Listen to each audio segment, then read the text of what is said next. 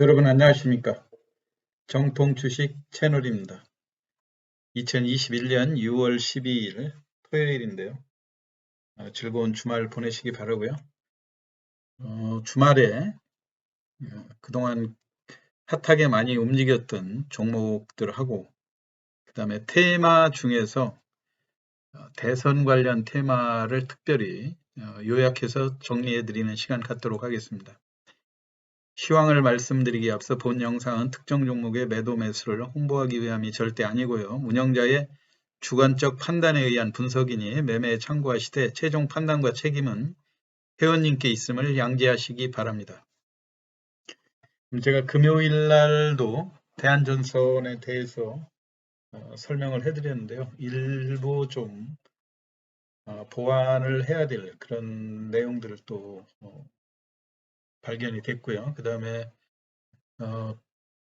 월요일 날 같은 때 지금 주말에 그 해외 수주권하고 좋은 재료도 나와 있고 또 반면에 공매도라고 하는 변수가 출현을 해서 일단 금요일 날 이 종목을 끌어올리려고 생각을 했던 개인들이 종가 무렵에 시세에 강력하게 개입한 그런 흔적들이 보였었는데요.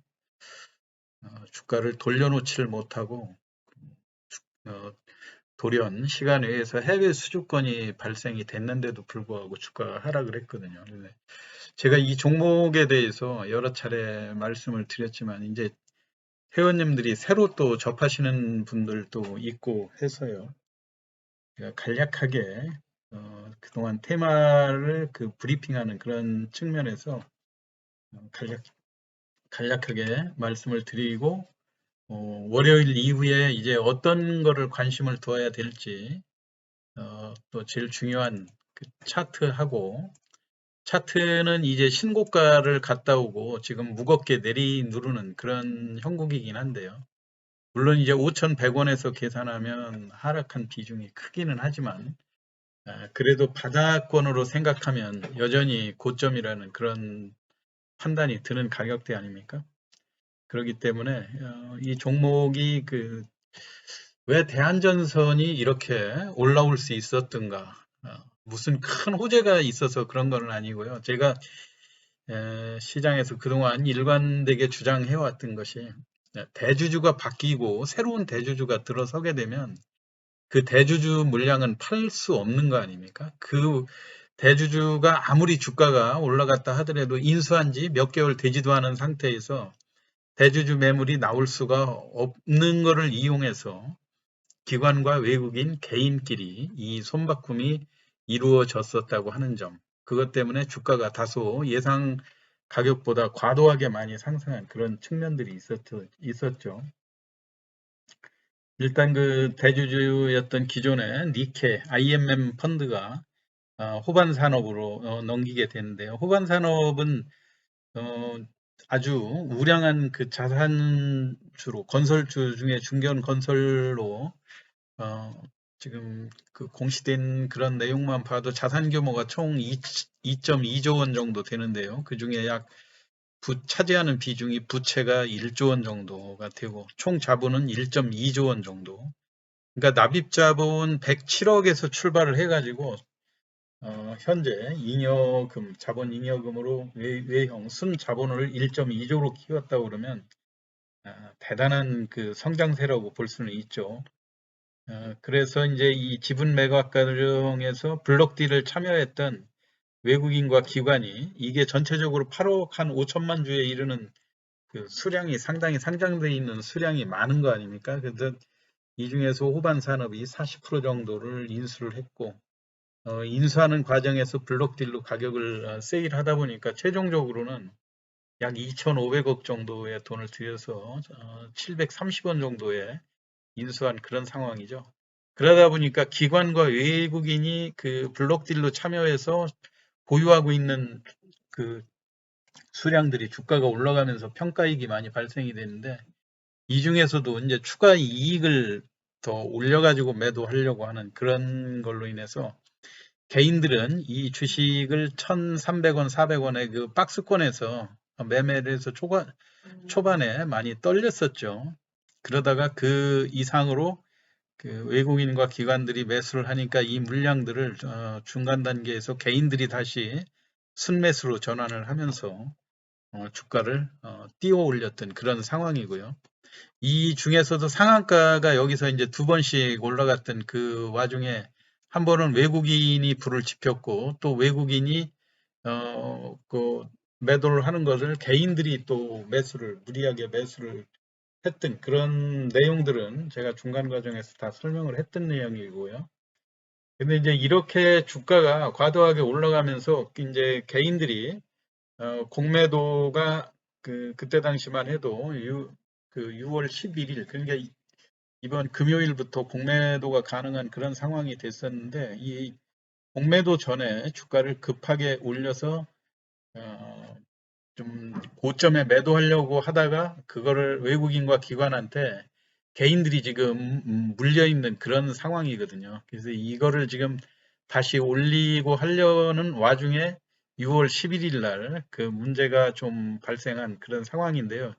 6월 11일 날도 보면 이게 양봉이긴 하지만 아주 그 빈약한 그런 양봉 아닙니까? 그리고 6월 11일 날 해외 수주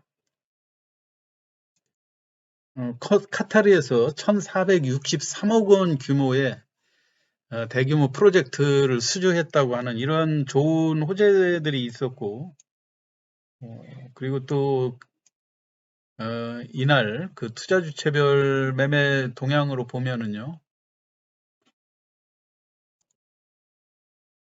개인들이 480만 주를 사고 외국인이 380만 주, 기관이 80만 주 정도 이렇게 매도한 거로 나오지 않습니까? 이 개인들이 아, 적극적으로 개입을 해서 주가를 양봉으로까지 끌어올리는 데 성공을 해놓고 시간 외에서 이렇게 카타르에서 대규모 수주 1,460억 원 규모의 대규모 수주가 났다 그러면 시간에서 강하게 플러스로 전환을 해야 되는데도 불구하고 갑자기 개인들이 매집했던 물량들을 약 300만 주 가까이 급히 파는 그런 모습들이 발견이 됐는데요. 이게 이제 제가 이 대한전선의 그 공매도 물량 같은 거를 한번 또 체크를 해보도록 하겠습니다. 이게 이제 6월 11일이 그러니까 이제 금요일부터 코스피 200 종목에 편입이 됐는데 이게 주가가 올라갈 때는 코스피 200 종목으로 편입이 되면 뭐 좋은 점을 이야기를 많이 했었죠. 패시브 자금들이 들어오고 또 일부 인덱스 펀드가 이 종목을 매수하게 되면은 수요가 많이 늘어날 거다. 뭐 그런 이야기를 했었는데 늘어나는 수요는 이렇게 비싼 가격에 편입할 일들이 없지 않습니까? 그러다 보니까 이 공매도 전에 대차 거래라는 거를 이렇게 기관들이 일반 개인이라든가 또는 기관 보유 물량을 그 대차 계약으로다가 일단 그 공매도를 칠 수 있는 물량을 확보하는 거죠.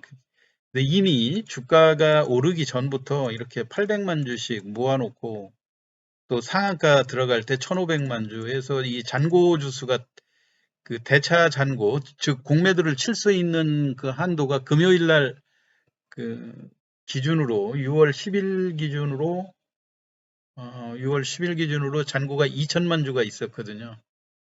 2천만 주가 있었던 거를 6월 11일 날 공매도가 개시되자마자 이게 590만 주를 매도한 걸로 이게 수치가 나오다 보니까 아마 이제 발빠른 그 개인 투자자들이 이 400만 주 모아놨던 개인들이 이 공매도 물량이 갑자기 집중되는 것을 인식을 하고 이렇게 시간 외에서 좋은 호재성 재료가 나왔는데도 불구하고 당초 계획대로라고 하면 시간 외에서도 주가를 끌어올리고 월요일 날 아침에 높은 가격으로 팔으려고 하는 그런 전략이 통한 상황인데 이 작전을 수정한 그런 모습들이 많이 포착이 된 거죠.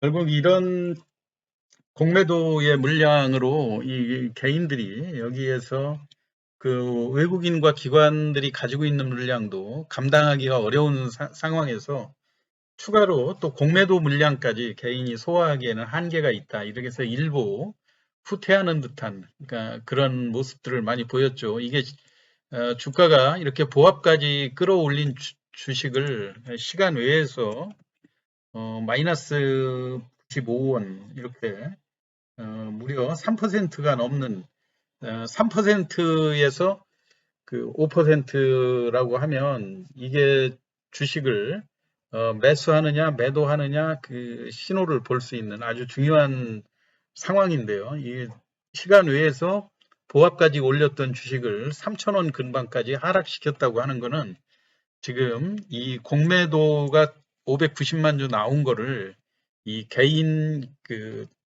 투자자들이 그러니까 이제 일부 개인 세력이겠죠. 상당히 심각하게 받아들인 게 분명하다. 이렇게 판단이 돼요. 그래서 지난 그 금요일 날도 시간 외에서 이 주가가 플러스로 출발을 했었는데도 불구하고 시초가가 마이너스 출발하는 그런 모습들을 보이지 않았었습니까? 이제 충분히 이 주식을 핸들링하는 이 큰 개인들이 뭔가 지금 이 가격에서 주가를 바로 올리기는 여의치 않다고 하는 점. 그래서 일부 후퇴하는 그런 모습들이 역력히 나타나기 때문에요.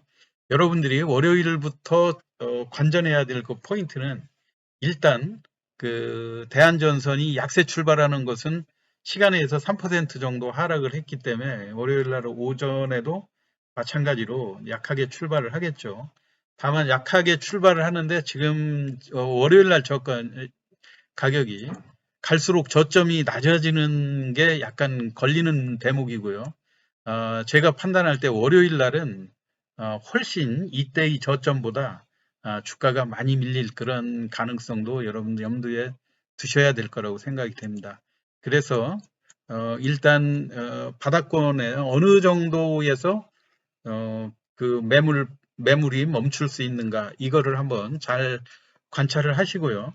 일단 그 개인들은 이 종목을 공매도가 되기 전에는 개인들의 물량으로 기관과 외국인을 이기는 사례들이 여러 차례 나오지 않았었습니까? 그런데 지금은 일단 개인들이 그 공매도 물량에서 약간 좀 위기감을 느끼고 있는 것이 명확히 보인다고 하는 점에서 이 종목을 제가 볼 때는 혹시라도 아직 이 종목을 팔지 않고 보유하고 있는 분들은 초반에 좀 개인들이 시간에 의해서 매도했듯이 일단 장 초반에 시초가가 다소 그래도 매도한다고 볼 때 가장 유리한 가격이 되지 않을까 그런 생각이 들어요. 그러면서 일단은 일부 물량은 매도를 해놓고 다시 장중에 저점을 파악하는 그런 전략들이 필요할 것 같고요. 매도해놓고 새로 이 매수 시점으로 접근하는 그런 분들은 충분히 이 시세가 언제 양전환이 되는가 특히 이제 그동안 매도로 일관했던 외국인, 특히 외국인이 그동안 지분을 약 4% 정도를 가지고 있다가 최근에 확인한 그런 그 지분율은 다소 2.2%대로 좀 낮아진 그런 면도 있거든요. 벌써 많이 정리했다고 하는 그런 흔적들이 보이고 있으니까 다소 보수적으로 접근하는 것이 좋겠다는 말씀을 대한전선에 관련돼서는요. 이 정도로 말씀드리고 일단 이렇게 급등했던 종목들의 중간 반등 시점이 어디냐 할 때 많이 하는 이야기들이 장중 고점으로 단순히 이제 가격으로 이런 거를 예단할 수 있는 그런 거는 없지만은 그 경험상 고점에서 한 50% 정도 조정이면은 반등을 한다 그런 것들이 많죠. 과거에 우리가 급등했던 신풍제약이라든가 뭐 이런 것들 그런 걸로 볼 때 월요일 날에 그 본격적인 나오는 저점이 단기적으로는 바닥이 되지 않을까. 대략 제가 볼 때 2,800원에서 2,500원 선에 바닥을 잡지 않을까 그런 생각이니까요. 여러분들도 보시는 관점대로 하고 제일 중요한 거는 누구의 그 매수 주체에 따라서 특히 이제 외국인이 매수로 들어오면 훨씬 보기가 좋겠죠. 그 투자 주체별로 기관과 외국인 중에서 이 종목을 순매수를 하면서 양봉으로 전환시키느냐, 이 여부가 가장 좀 중요한 패턴으로 보이고요. 일단 개인들은 이 공매도의 첫날 이렇게 많은 공매도 물량이 나올 거를 예측을 못한 그런 측면들이 있는 것 같고요. 그래서 다소 후퇴하는 듯한 그런 모습을 보이니까 여러분이 그 점을 한번 잘 관찰하시면서 대응을 하셔야 될 것 같습니다. 그리고 오늘 주말이어 가지고요. 제가 지난 일주일 동안 우리 시장에서 어떤 테마로 이슈가 됐던 그런 종목들을 한번 쭉 점검을 해봤는데 이제 아무래도 정치 관련 테마로서 대선 관련 테마가 상당한 이슈가 될 수 있겠죠. 일단 국민의힘 대표로 이준석 그 대표가 당선이 됐는데요. 그거에 따라서 삼보산업이라든가 넥스트아이 이런 그 대표적인 종목이 있었죠. 이번도 마찬가지로 그 대개 이제 대선 관련주라든가 선거 관련주들의 핵심 포인트가 확정이 되면 그 확정 뉴스에 피크를 칠 때 잘 팔고 나오는 게 이제 핵심인데 그날도 여지없이 이게 또 잘 들어맞은 거 아닙니까? 그래서 고점을 찍고 장중에 그 오전에 이준석 후보가 당선됐다고 했을 때 삼보산업이라든가 넥스타이 이 두 종목이 고점을 찍고 하락 마감을 했는데요. 항상 보면 이거는 증시 격언에 정말 틀리지 않는 것 같습니다. 2,890원, 20% 상승하다가 마이너스 11%로 마감이 됐거든요. 근데 이제 급히 팔으려고 하는 거는 이게 이제 대선이 아니고 당 대표니까 이제 거기까지가 아닙니까? 이제 우리가 지난번에 오세훈 후보가 그 마찬가지로 당선되고 그 관련주들이 첫날부터 그 당선 발표가 나오면서 바로 하락하는 그런 모습들을 보였는데 저도 이 채널에서 삼보산업에 대한 말씀을 많이 드렸었거든요. 이런 종목들은 남보다 어느 정도 수익을 내고 먼저 나오는 것. 확정이 되면 그 결과에 따라서 누가 뭐 여론조사라든가 이런 데서 대개 누가 이길 거라고 이미 기울어져 있지 않습니까? 그걸 꼭 승부까지 보고 그때 맥시멈에 매도하려고 그러면 항상 틀리는 거죠. 그래서 이미 장중에 선거가 한참 일주일도 넘게 남았을 때 고점은 치고 주가가 빠지고 있는데도 이런 종목들을 안일하게 대응을 했다고 하는 거는 조금 문제가 물론 뭐 많이 고점에 팔으신 분들도 많이 있겠죠. 그렇지만 다행인 거는 제가 볼 때 삼보산업이라든가 또 넥스트아이 이런 것도 선거 관련해서만 이슈가 됐을 뿐이긴 하지만 그렇지 않아도 실적도 그런대로 괜찮고요. 이미 넥스트아이 같은 경우도 이 선거하고 무관한 시점까지 하락돼 있는 그런 모습들이기 때문에 어느 정도는 다른 재료로 주가가 또 다시 반등할 수도 있을 것 같고 더군다나 삼보산업 같은 경우는 주가가 이게 삼보산업은 이제 알루미늄 괴를 만드는 그런 회사 아닙니까? 그리고 가덕도 신공항하고도 관련돼 있었고 그래서 제가 여러 차례 시황에서도 말씀드렸었기 때문에 만약에 2,000원도 깨고 내려오면서 과도하게 하락을 한다고 그런다면 원재료 가격이라든가 뭐 요거하고도 관련해서 지금 뭐 급히 손절을 하기보다는 추후 진행 경과를 관찰하시는 그런 전략도 필요할 거라고 생각이 돼요. 이제 대선 관련 테마로 어차피 지지율이 높은 사람들의 관심이 높죠. 지금 이제 당연히 이제 윤석열 관련주라든가 또는 이재명 관련 뭐 이런 쪽으로 여권의 부동의 그 지지율 1위인 이재명 후보, 그 다음에 이제 윤석열 전 검찰총장인데 이 정치적인 그 변수에 지금 윤석열 후보 쪽으로 리스크가 크게 들어오는 게 공수처의 수사 지금 단계에 있어가지고 앞으로 전개가 어떻게 될지 상당히 그 인맥 관련주로 투자하시는 분들은 이 점을 상당히 명심을 하시고 본인의 확고한 어떤 판단을 가지고 매매를 하셔야 되지 않겠는가. 그래서 제가 오늘 구체적으로는 이런 종목들 시간 관계상 전부 다 언급하기는 좀 그 한계가 있고요. 여러분들이 잘 아실 겁니다. 대략 종목만 이렇게 나열을 해드리는 상황, 애니능률이라든가 덕성, 아이크래프트 뭐 이런 종목들이 있죠. 그리고 최근에 이 디지털 조선이라는 종목이 주가가 새롭게 이제 이미 선발로 급등해 있는 이런 종목보다 또 신규로 올라온 이런 종목에 대해서도 관심을 갖는 것도 조금은 필요하다고 보여져요.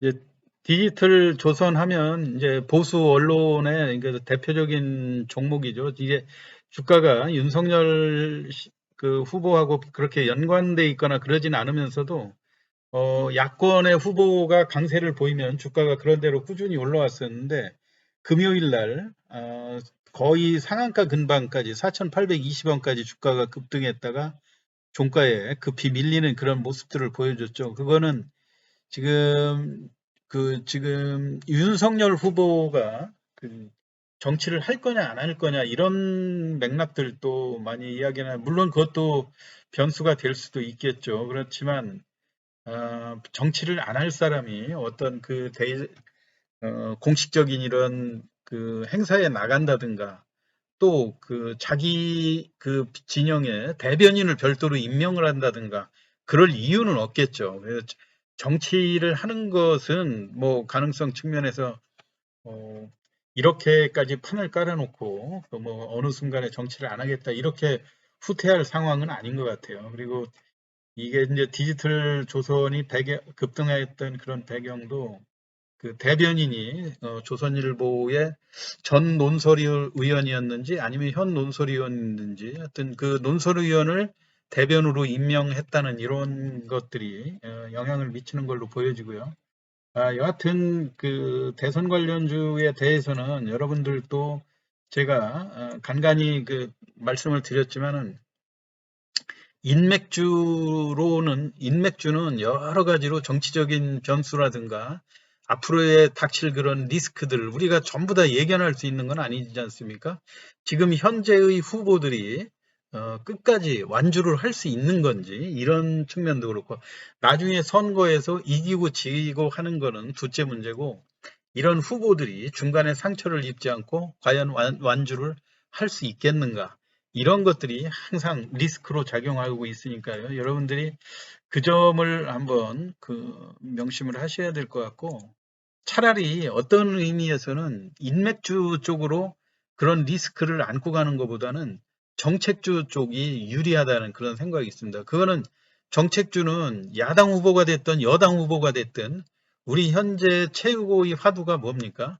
그 일자리 창출과 그 다음에 저출산을 해소하는 이런 문제들 그리고 주택이라든가 부동산 이런 문제 지금 현재의 정부가 국민들로부터 높은 점수를 받지 못했던 그런 문제를 해결할 어, 그, 그 다음 정권들이 야권이 됐든 여권이 됐든 그거에 따라서는 공통된 의견일 거란 말이에요. 그렇기 때문에 가급적이면 여러분들이 인맥주를 추종해서 물론 단기적으로는 인맥주가 아주 액티브하게 움직이고 수익률도 높고 하기 때문에 모든 사람들의 관심을 가질 수가 있어요. 그렇지만은 정책주는 그런 면에서 상대적으로 어느 후보가 되든 타격을 덜 받는다고 하는 것. 그래서 최근에도 보면 일자리 관련주로 해가지고 골목 상권이라든가 친환경 그런 몸으로 해서 지난주 금요일 날